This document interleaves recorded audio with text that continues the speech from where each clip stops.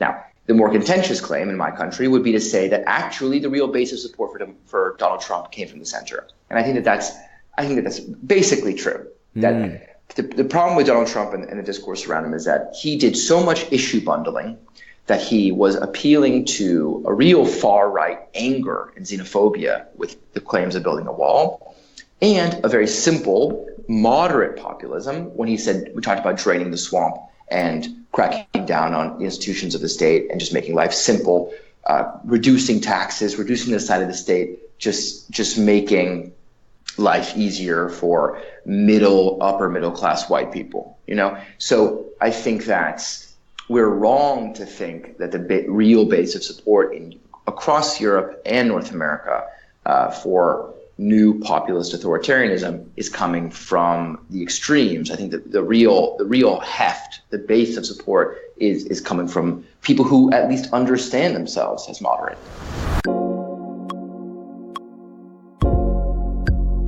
It's like three varieties of shitty centrism. It's like the Duff beer thing, which has exactly the same thing going into Duff Premium, Duff Normal, Duff Alcohol. Centrist moustache.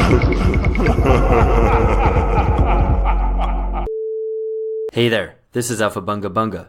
A special welcome to our new listeners. I'm Alex Hochuli. On this program, what we try to do is popularize discussion about the crisis of our times. We can all see how, around the world, the neoliberal order is falling apart, and the givens of the past 30 years don't seem so secure anymore. Another way to put this is that the so-called end of history is over. It's like politics is back, but in strange new forms. Alpha Bunga Bunga, then, is the global politics podcast at the end of history. Today's episode is particularly apposite. We're talking to David Adler, a writer and researcher based in London, whose recent piece in the New York Times caused a bit of a stir. He argues that rather than it being the political extremes that are a danger to democracy, it's in fact centrists who are the least keen on democracy and its institutions. So what you're going to hear next is a chat between myself and the usual Alpha Bunga Bunga crew, and then our 30-minute interview with David Adler. And finally, a quick discussion drawing out the most interesting and salient features. If you're new to us, please remember to subscribe and do tell your friends. Enjoy. Alright, hi everyone, this is Alex Hochuli. With me is the regular Alpha Bunga Bunga crew. We have George Hoare. Hi George, how's the arm? Hey, yeah, getting better. Thanks for asking. We have Phil Cunliffe. Phil, how's the Brexiting? Brexiting is good. Good. Excellent. Glad to hear it. Missing today, we have Ben Fogel. He won't be with us this week. He'll be with us next time. All right. So this week we are talking about something called centrist authoritarianism. We're really happy to have David Adler on, who Phil will be interviewing really shortly. But just to have a little chat, what did we think about centrist authoritarianism? This idea comes from an article which came out of the New York Times about a month ago. Phil? It struck me intuitively as right. It seemed to me that it corresponded very well with my experience in British politics over the last couple of years, in terms of seeing that there was a constituency that was smack bang in the middle, politically, kind of liberal, socially liberal, politically liberal centre and so on, that was viscerally hostile to democracy. So when I read David's piece in the New York Times, it seemed to me to explain basically British politics for the last 2 years. Yeah, and for listeners' benefit, this if you want to read the article, it's going to be in the show description, so you can just click there and have a read of it. George, to put it, I guess, in popular terms, what is centrist authoritarianism? I mean, what do you understand by it, and why does it resonate? I think this is an important article to discuss, and I think it's great that we're going to be chatting with David later, because it's related to the horseshoe theory that I think we've sent some memes around about, and we've certainly discussed off air a lot. This idea that basically the two ends of the left-right spectrum come together, and they're the anti-democrats. They're the ones who, the dangerous ones. And so all the people in the centre, they're the sensible, pro-system, pro-democracy, not authoritarian in the slightest, good people of politics. But actually, I think this, the thesis that David puts forward turns this on its head a little bit, because it shows that basically that's not the case. You have a lot of people in the middle who really don't care that much about democracy and are quite prepared to throw away some of the things which they purport or they assume that or other people assume that they value. And this is basically it. Maybe centrists are the baddies. This is what we're going to discover. So I'm going to hand over to Phil, who's going to interview David now. Hi, this is Philip Cunliffe. Thanks for joining us, David. It's a pleasure to be here. Tell us, David, what's the gist of the article that you published in the New York Times? So across Europe and North America, we know that established democracies are confronting a range of new challenges. Some of those are kind of lobbying by special interests and sort of challenges to the executive by lobbyists and all sorts of corporate interests. We also know that there's this rise of these new populist movements from Italy to the UK, to the United States.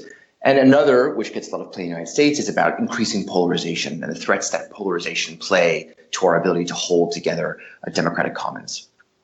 And a lot of these new challenges have led people to really worry about so-called democratic deconsolidation, which is the fear that democracy would cease to be the only game in town, that we might be sliding into a new brand of authoritarianism in a way that we never thought established democracies could. Now, among these new challenges, one of the pieces that's gotten the most play is the decline in support for democracy among voters. That's got a lot of attention. And one of the things we want to know, especially here in Britain with the Brexit debate, but also in the case of Trump, is what is driving, or where is that threat to democracy coming from?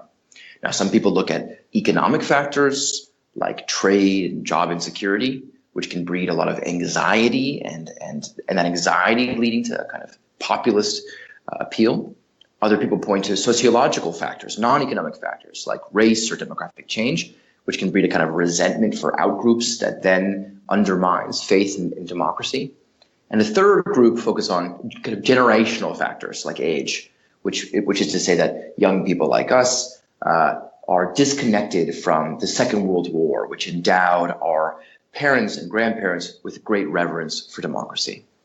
But for some reason, I found no one had really looked at the distribution of democratic attitudes across the political spectrum, the left-right spectrum. And that was because the answer seemed obvious. There's an implicit assumption that if there were a threat coming from the left-right spectrum, it was coming from the extremes, the far left and the far right. And the basis for that was the idea that there was a kind of elective affinity between extreme political views and support for strong men to implement them. And so I went back to those data. I went back to the World Value Survey and the European Value Survey, two big data sets that focus on cross-national opinions of various social and political attitudes. I tried to test that hypothesis. And I wanted to examine sort of support for democracy, support for democratic institutions like civil rights and free and fair elections, and also support for an authoritarian alternative, a strong man who doesn't have to bother with parliament. And to my surprise, I found that hostility to democracy across the board was highest not at the extremes, not among the far left or the far right, but in the center. So people identified as centrists were far more hostile than their neighbors on either side of the political spectrum across this wide range of indicators.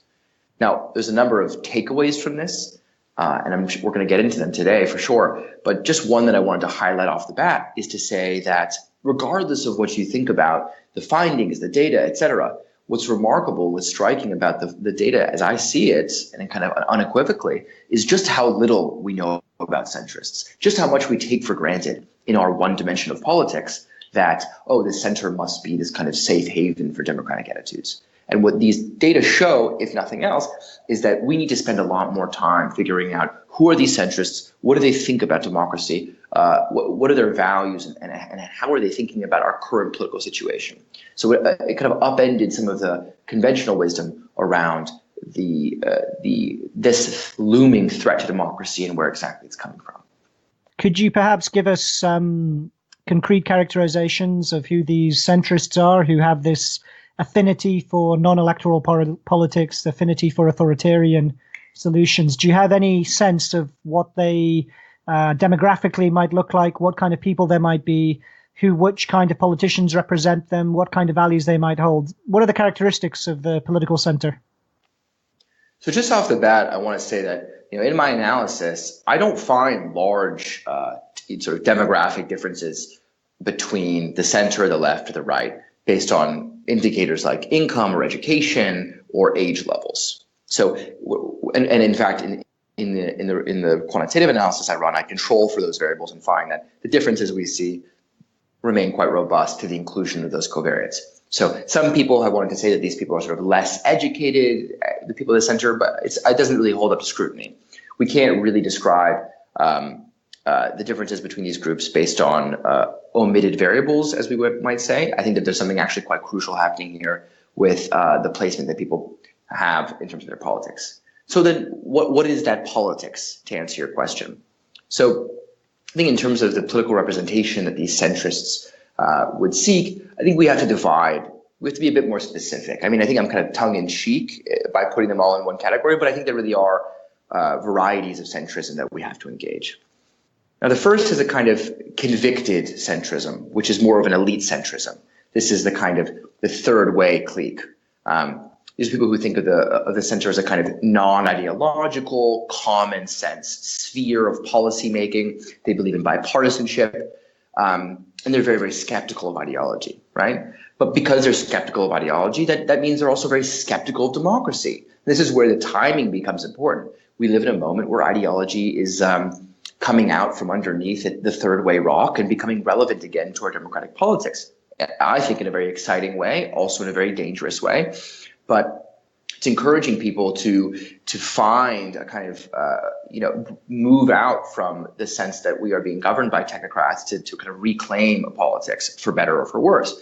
But of course, this arouses some real suspicion among convicted centrists who are quite concerned about the reemergence of ideology into our politics. So that's one demographic or one constituency of centrists that I think is important to look at. The second, which is the majority, I would say, is a kind of apathetic centrism, which is less elite and more of a mass centrism. And here we find much higher levels of apathy, and we know from the data that apathy is correlated with position in the center.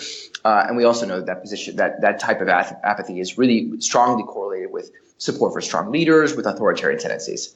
So this overlaps with technocracy in a crucial way, right? It's about having a desire to avoid, democracy and having faith in a leader who can do the work of politics on behalf of citizens without their engagement. But it's premised on a kind of desire to disengage.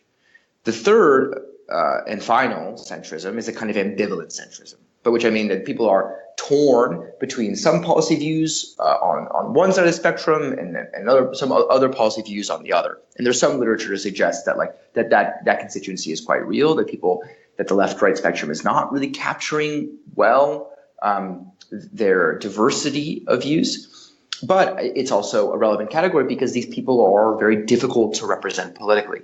And so here the timing question also becomes relevant, because if you're someone who has a kind of mix of views and you're trying to find your place in the spatial sphere, that you find the party that best represents you in that spatial model, that can also be very, very difficult as parties polarize, as parties come to inhabit these sort of more ideological positions. So it also makes sense that ambivalent centrist category would be also motivated or pushed toward a more authoritarian alternative and push towards appealing to less democratic attitudes.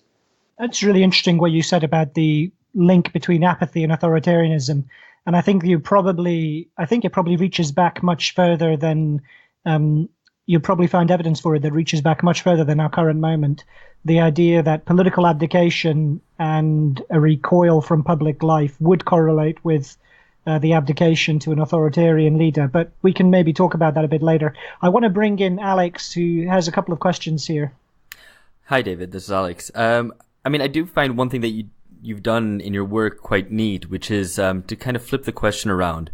The way that the sort of the discourse normally has it is to look at minorities or the alt-right or new emergence of new formations on the left and kind of go, okay, who are these weirdos? What do they actually think? And to flip the question around and to not treat centrists as a sort of natural thing, but to flip the anthropological gaze around and actually ask, well, who are these weirdos in the center actually? So I quite like that. One thing that struck me, and this came out in the New York Times piece, is that you point out that centrists show less support for liberal institutions. And I wonder if that's true across the board. And I guess following on from that, which institutions do centrists tend to support? Like I'm thinking, for example, about centrist support for counter-majoritarian institutions like the judiciary. So they might not be that keen on direct elections for a leader, but they are more keen on the judiciary and the courts and other ways of circumscribing democracy. Do you find that's the case as well? Yeah, so I think that this question of liberal institutions, there's such a diversity of liberal institutions that we have to look at. I think in the case of my analysis, I looked at civil rights, which provides us a really interesting lens, I think, on the status of democracy today. Because if you look at views of civil rights, and the question, to be more specific, the question about civil rights in liberal institutions is how fundamental or how essential do you think civil rights are to democracy? Now, of course, we live in a time when we're finding that liberal institutions are decoupling in many ways from democratic politics, where we have leaders who have a lot of democratic legitimacy, but who are not so keen on civil rights. So I think that in the same way, to get back to your question about which liberal institutions attract the centrist imagination, I think we also have to decouple or disaggregate our sense of what those institutions look like. So, the judiciary in many ways is a liberal institution. In many ways, if you are on the sort of Viktor Orban side of things, the new judiciary is a way of bolstering the democratic legitimacy of Viktor Orban, but undermining civil rights. The same is true in Poland. So in this emergent kind of a liberal democracy, we find that liberal institutions, as you've defined them, sometimes side with the what we would understand to be pro-democratic sort of group or side of the argument, and sometimes end up on the less democratic side. So I think we're in a moment where, because everyone is kind of scrambling, the principles of liberal democracy, right, and the coupling of those two ideas is starting to kind of come undone. And so I don't think there's an easy answer when it comes to, is there a conviction on behalf of centrists, nor on the edges of the political spectrum to any of these given institutions. I think a lot of this is sort of a lot less of that principle politics is showing up when you look at, especially among that second branch of centrism, sort of apathetic centrism. Right. Yeah. So I guess you get a split between liberalism on one side and democracy on the other. That this coupling is not a permanent sort of formation. That's exactly right. I want to ask again a bit about these breaking down the authoritarian center, and perhaps to extrapolate to what the authoritarian centrist utopia might look like. So you've characterized a bit of these three. You've talked about the three types of centrism, and like you say, we take for granted all of these what we think the far left or the far right might want in terms of their future ideal state or ideal political order. So what might, based on the data that you've looked at and your thoughts about it, what might the authoritarian centrist utopia look like? I think quite simply a competent technocracy, one that doesn't have to bother with the messy business of politics. But again, the question of the authoritarian centrist utopia depends a lot on which coalition of centrists you're attempting to mobilize. Some of these centrists that we talked about are both anti-elite as well as anti-system. And so their version of authoritarian centrism involves the ejection of experts and MPs and the installation of a more populist, kind of democratically linked authoritarian who's more responsive to a base that's a bit further away from elite institutions. Others are much softer on the question of elites and are more inclined to trust an expert over the kind of crazy populist movements that are being ushered into office today. These are people who respect competence and would sort of welcome the arrival of an authoritarian who could make the promises to kind of deliver stability and guarantee growth and do the things that technocrats really are supposed to do. So I don't think there's a single vision of authoritarian centrism, pardon me, or its utopia.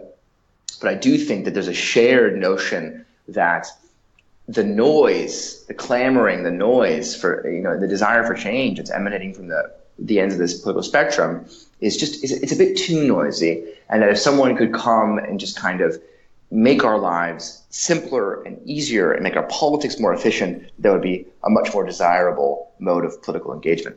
That's really interesting, David. This is Alex again, because it's something that isn't talked about, I think, as you've just said, that this sort of more populist centrism, that's something that doesn't really get represented very often, because it comes from a less elite group. I mean, when we talk about centrists, the common kind of discourse around it is elitist centrists, right, with support for neoliberal policies, who condescend to both the left and the right, to the working class, and so on.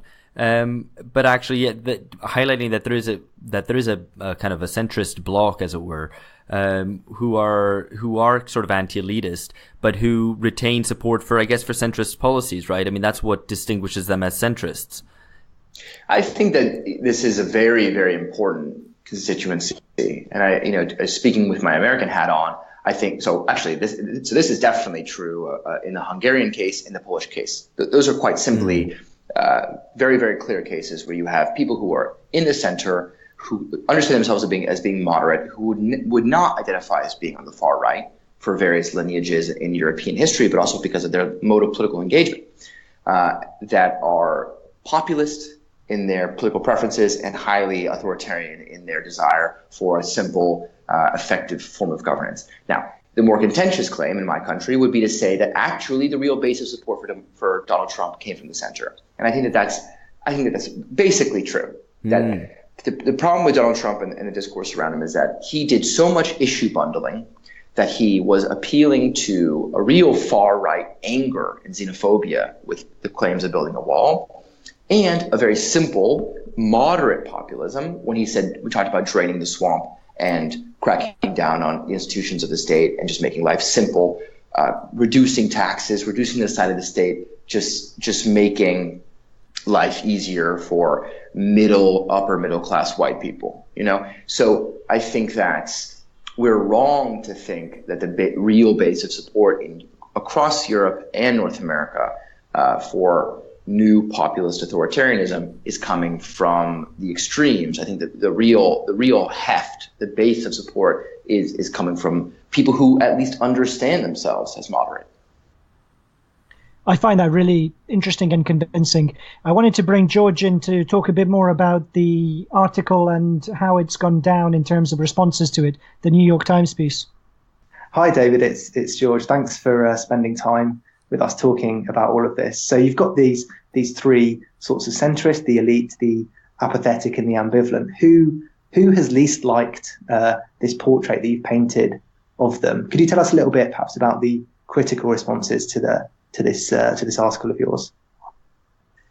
Yeah, so the reaction has been very intense. I suppose more intense than I anticipated. And as you can imagine, a lot of people viewed the findings with a real kind of incredulity. I mean, many people simply shrugged off the data as being kind of impossible and sent me awful notes to my mailbox about my stupidity and my inability to kind of reckon with reality.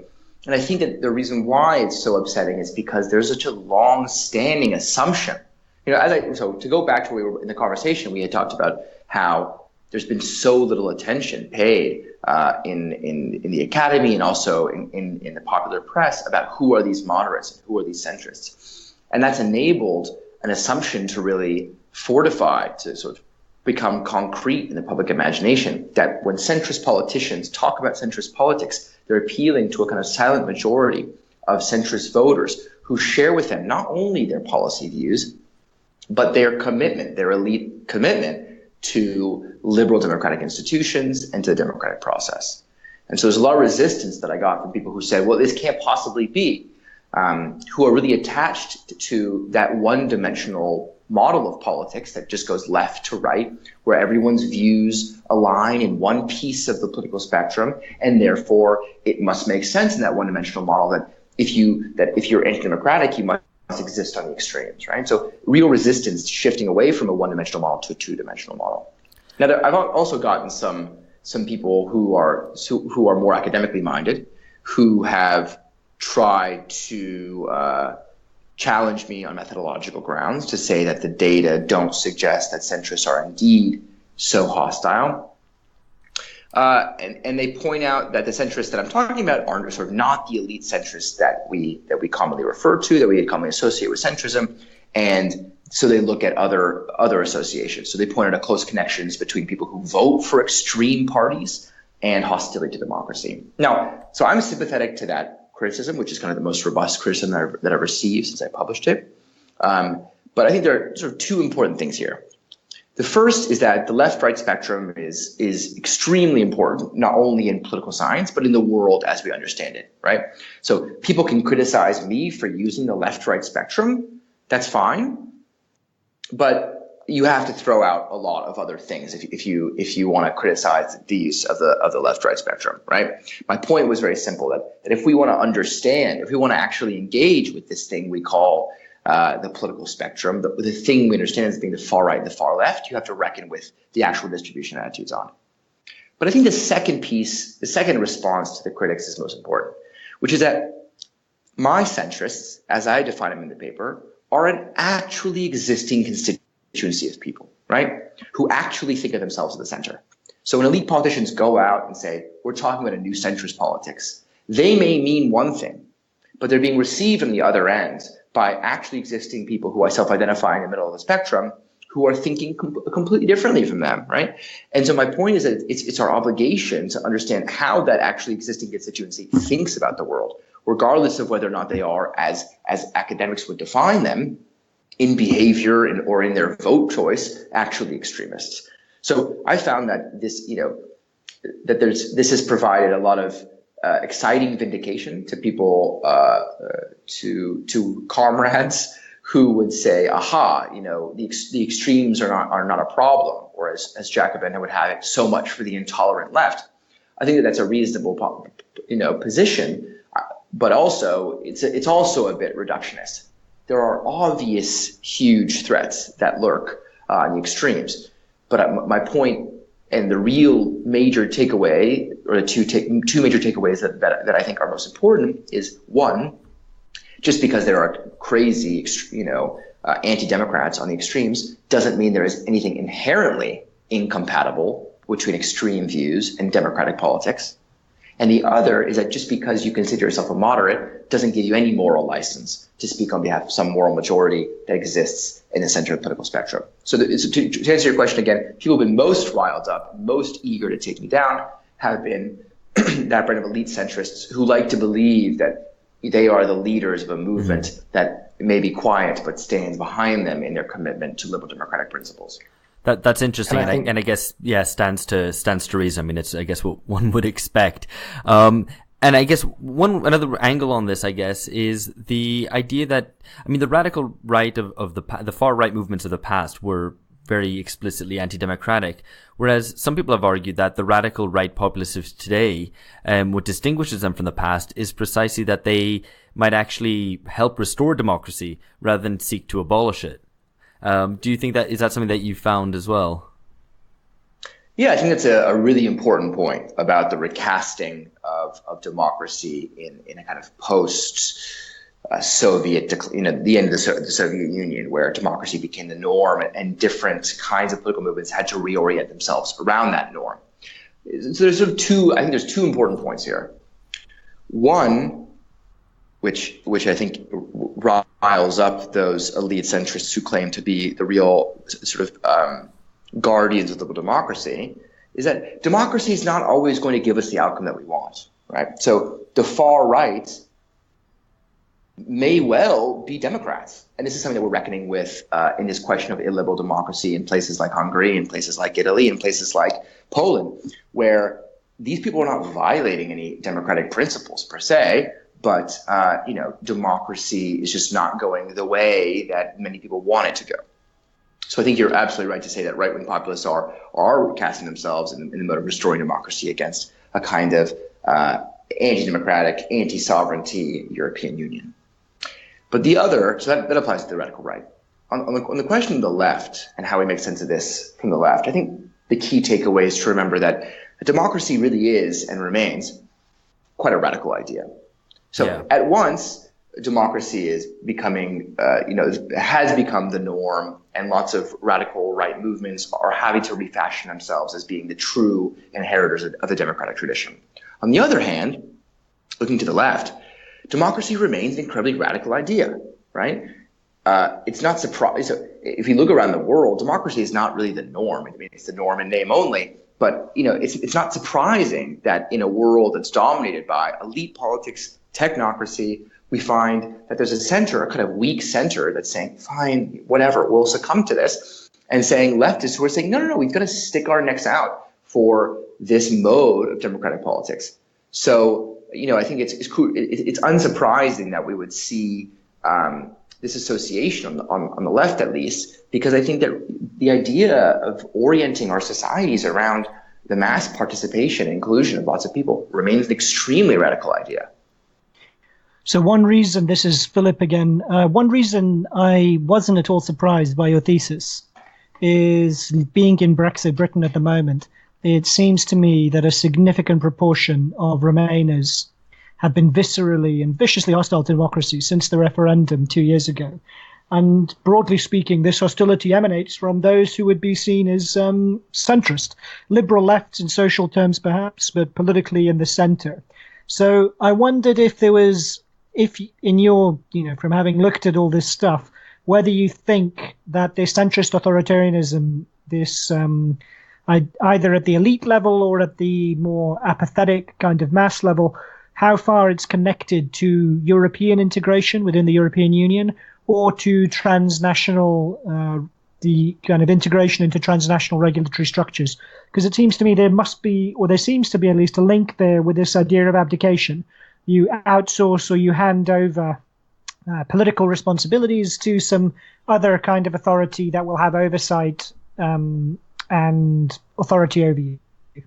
Yeah, I think that's right. I think that if you look at the case of the EU, the vast majority of at least that apathetic center has settled into a kind of, is sitting in that democratic deficit kind of comfortably, and has gotten used to the idea of, as you said, sort of abdicating a democratic voice up to a sort of supranational level. Now, I don't want to lay out all my cards here as a pro-European, but I do think that there's a real suspicion a suspicion that has to be grounded in European history, a suspicion of what can happen if there's too much democracy, a real fear that Brexit only confirmed of what happens when the voice of the people is heard, a fear that often fails to take into account the context in which democracy is sort of introduced into the political conversation. But there's a real anxiety about taking away power from technocrats, trusted technocrats, and putting it back in the hands of people. So I think that the big cleavage that we're talking about here is status quo, and people who are comfortable with status quo and people who are uncomfortable in status quo. And this goes back to our varieties of centrism. I think you could be more authoritarian on either side of that cleavage. So we're finding centrists in my formulation who are pro-status quo, so in your formulation who are encouraging of the project of European transnational integration, who are happy to kind of abdicate their responsibility. We're also finding people who are anti-status quo, who are anti-system, but who still don't want to go back, don't want to do this democratic song and dance, but want to have someone they trust, a populist leader who's going to sort of deliver on their democratic will, or deliver, on the people's preference without the mess of democracy, right? So I think that there's no easy answer on sort of all these pure technocrats or pure populists. We're seeing a mix of this existing among self-identified moderates. That's interesting. I wanted to, we jumped in on top of each other. I wanted to bring in Alex to expand some of these points to the developing world, because you mentioned that in your article as well. Yeah. Hi, David. It's Alex. As we're a global politics podcast, I think we can't leave this out. One thing that you note is that in the developing world, centrist support for authoritarianism is hardly a rare thing. And you cite Brazil, Argentina, Indonesia. Could we infer from that, I guess, that maybe the post-war period in the West, in which centrists supported democracy as the default, that maybe was a historically unique period. I think that is exactly right. I mean, I think that what's happening in political science, at least, is that the barrier that we once put up between the politics of developed democracies and the politics of developing democracies has been broken down. So we used to think, developed democracies over this sort of threshold of GDP earn their own theoretical frameworks. And that modernization theory, as it's called, or democratization theory, just has a totally different set of variables.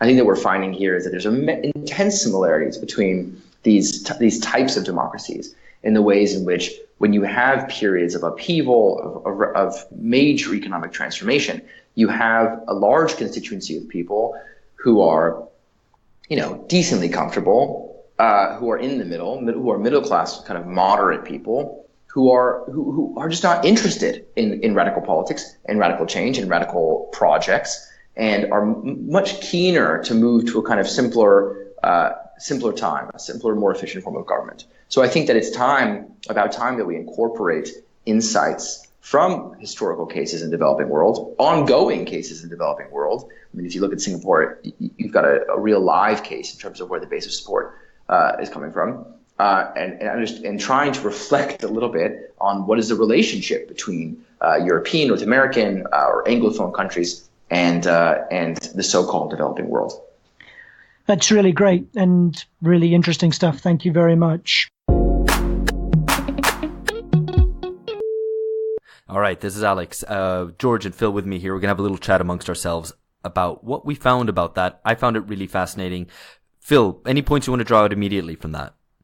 Yeah, abdication. I pushed David a bit about this in the discussion, but the notion that authoritarianism is, linking authoritarianism to the center, but also that I think what he was saying is that there's like a spontaneous affinity, in fact, between centrism and authoritarianism, and that the spontaneous affinity or the connection between the two things is this idea of abdication, the idea of relinquishing political responsibility for yourself, for controlling your own destiny and your own future, abdicating that to somebody else. And that seems to me to be, to stretch back in European history as explaining authoritarianism in Europe.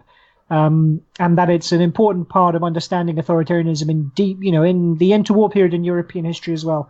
And that it's good to have it back on the table in terms of how we understand authoritarian tendencies today. That's interesting, but I'm not sure I totally agree. I mean, at least the post-war period in Europe, which was the question that I pushed David on, seemed like that was a period in which the center supported democracy. Like, they were the most democratic, where you had to the left people who were kind of trans-democratic or wanted to create, to have a revolution and create a different sort of society. And then you have the right who are less democratic.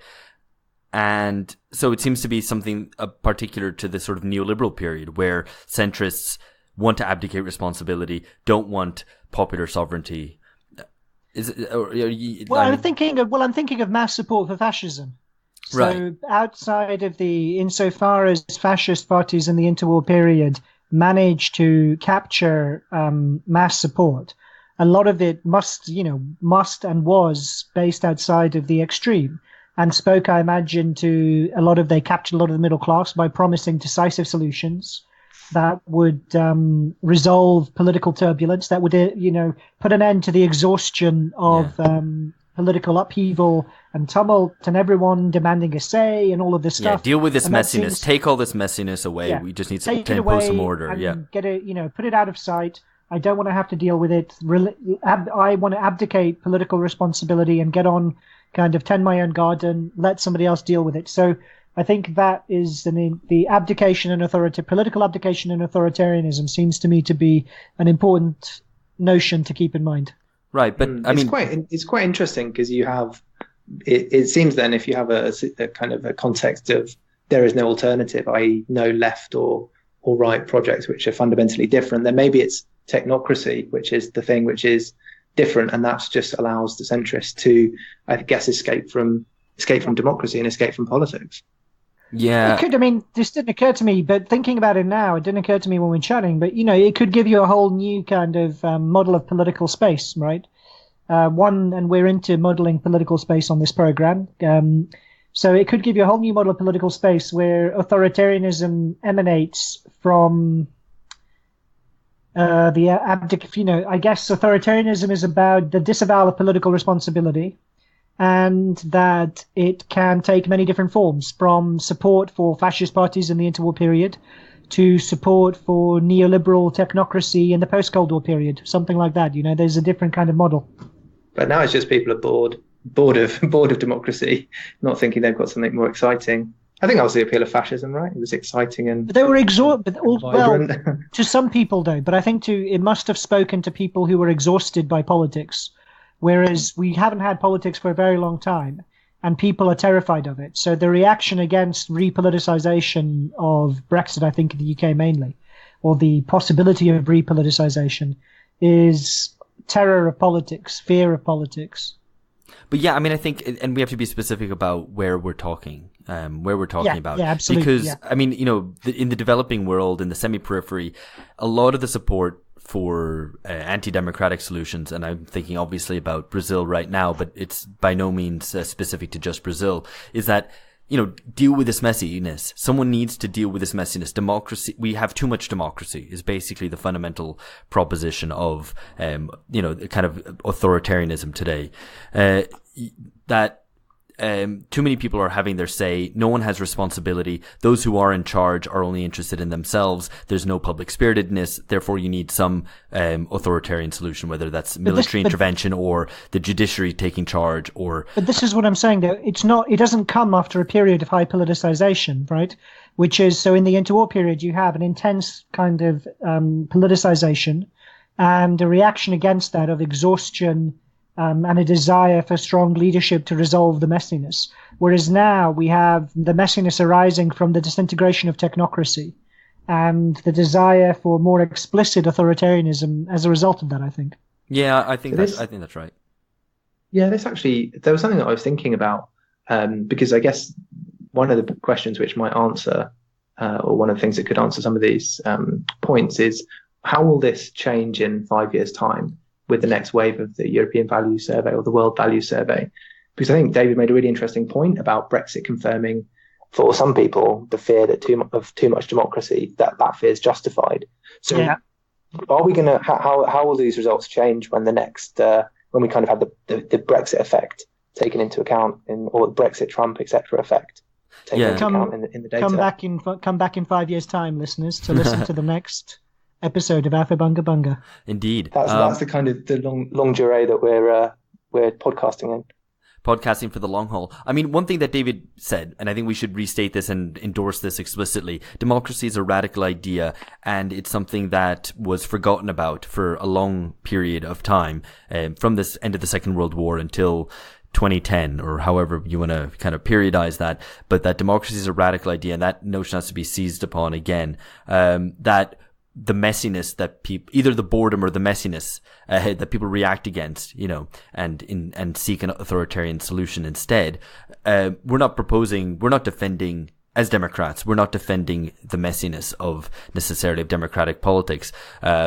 The kind of corruption that people react against is actually a reflection of a lack of democracy, of insufficient democracy, insufficient popular power. And I think you have to be quite explicit on that. And that's really where I think the left and the right divide on this question. If you have this sort of the center being authoritarian, what the right propose is to, I guess, take back control, but in a way which disempowers people or excludes people. Whereas the left democratic proposition is that it is taking back control, it's seizing power, but it's in an inclusive way of bringing new people, new constituencies into the sort of democratic game, into the public sphere. That's what the left should be, but the left isn't, I think. Well, indeed. And I think the right, the affinity of the right for democracy is thin. Yeah. So at the moment, it's kind of it's being in the position of having to use democracy as a battering ram. But this goes back to George's question of predictions. I suppose if we would hazard a prediction, the radical right, I imagine, will probably increasingly drop democracy. And then the question will be who will pick it up, right? Because the left has not, as of yet, the left has been unwilling to really wield the democratic mandate where it's got it or unwilling to pick it up and to try and fight for it. Yep, that's it for this week. We hope we've shed some light on this topic. The radical question of democracy demands discussion, and we here at Alpha Bunga Bunga are trying to do it justice. Thanks again to David Adler, and listener, do get in touch with any thoughts, arguments, disagreements. We're back next with interviews and reflections on two important elections in Colombia and in Turkey. Catch you later. Bye-bye.